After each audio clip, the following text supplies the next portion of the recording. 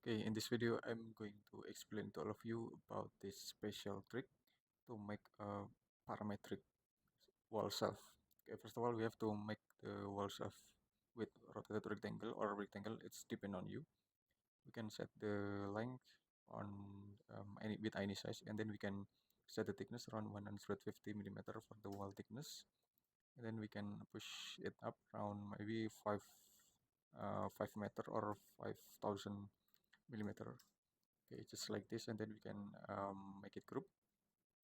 So then we can make the shelf. We can make the single shelf for the first step anyway. We can use this rotated rectangle. Then we can set the length around 3,000 millimeter or 3 meter. Then we can set the width around just 50 millimeter. Okay, just something like this, and then we can push it to the front around 600 millimeter. Okay, and then we can make it group, and we can make it component, create. Okay, we can rotate it with a rotate tool. So then we can and then we can duplicate it 90 degree. Okay, then we can make sure that the corner are connected. So something like this. You can see what it is. You can see about this.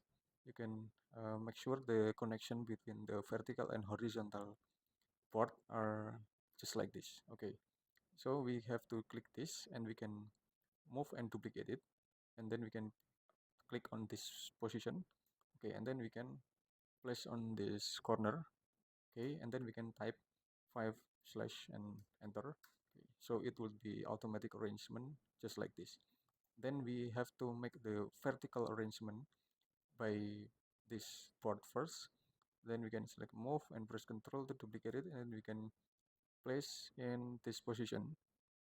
We can place in this position, just click, and then we can type 5 slash enter. Okay, and it's for the making uh, grid component of this wall shelf. Okay, so then we can select this all. We can select this all anyway. So then we can right click, and we can select outer cells here to make it solid group anyway. To make it solid group. Okay, and then we can make the 2-point arc. Okay, we have to make the 2-point arc here. Then we can start from here and in the line in here. Okay, and then we can place on the midpoint of outer cell. Okay, so then we can make the line in the midpoint of this self and the arc. Then we can drag to the forward. So then we can erase it. Okay, we can erase, and we can just erase it also, and then we can make the line again from this corner. Okay, and we can just drag it approximately like this, and then we can okay, okay we can make this shape anyway. Okay, and then we can just click it all, click this plane, then we can move it to the little bit so far from the solid self anyway. Okay, and after that we can make the circle over there. Okay, and then we can place on the midpoint, then we can place on this position. Okay, just something like this, and then um, we can make the okay we can make the middle line first in here, and drag it to the here. Okay, so then we can select this plane or the line. It's depend on you. We can okay we just select this plane, and then we can select the follow me, and then we can click this plane.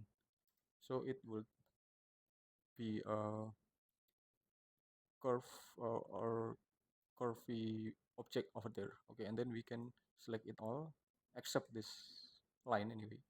We just select this object, and then we can um, make group. Okay, and then we can move it. We can move this both of the component. We can move this object and this line anyway. We can move by this line, and then we can place on this midpoint of this wall shelf. Okay, so then we can delete it first. Okay, then we can move it until the move it to the wall. Anyway, we have to move it until it um, hanging on the wall. Okay, just like this.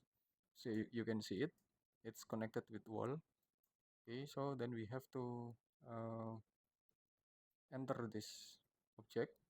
Okay, so when we have to click this big object, we have to click this big object, then we can select this subtract, and then we can click it.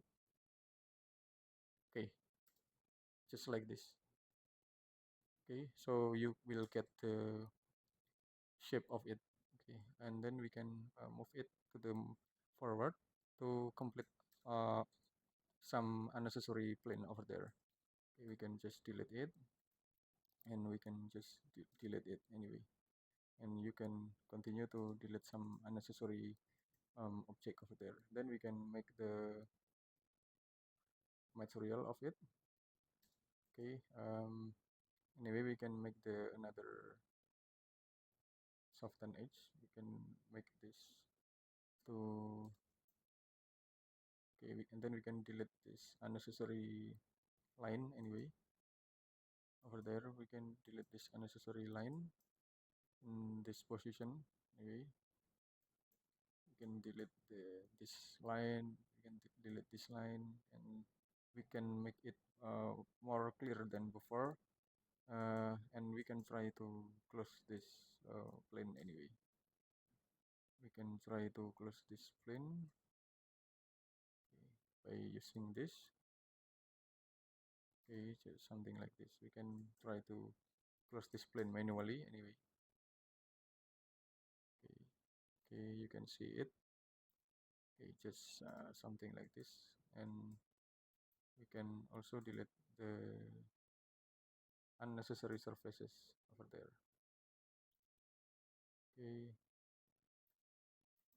we can just delete it, and we can delete unnecessary surfaces. Okay, just something like this. Okay, and then we can make the black wall to make it more highlighted. We can select move, then we can place on in front of the wall directly.